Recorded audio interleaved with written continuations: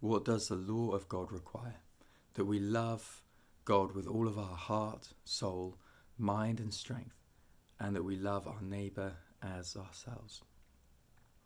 My extended family will live on the island of Jersey. They all love sailing. I'm not a great sailor, but I do know that when you're sailing, especially around an island, it's crucial that you know where the rocks are and that you navigate your course to go through the channels so that you can get into the harbour safely. Now, when we think about law, it's really easy for us to have quite negative connotations about it. We can think of law as being very impersonal and perhaps also as very constraining. But in the Bible, when God gives his people the law, it couldn't be more different. Rather than being impersonal, it's deeply personal. God has just rescued his people from slavery in Egypt and now gives them the law as an expression of his own heart, his own desire for them. And it's the way of freedom, far from being constraining. They've just been rescued from slavery.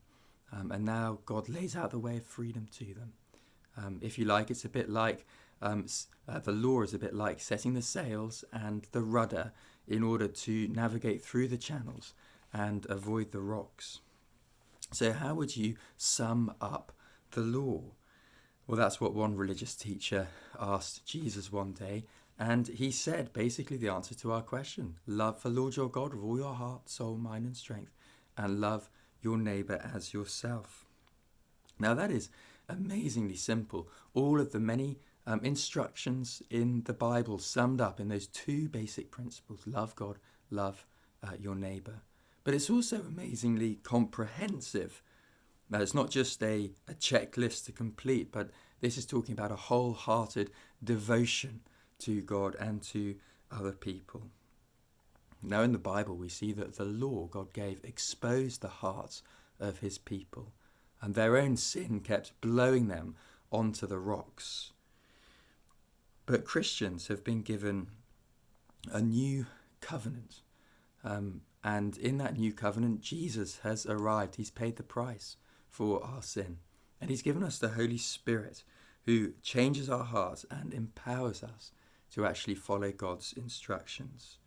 If you like, the law sets the rudder and the sails in the right direction, but then the Holy Spirit comes as a steady and consistent wind that blows us and drives us through the channels of God's way. What does the law of God require? That we love God with all our heart, soul, mind and strength, and that we love our neighbours as ourselves.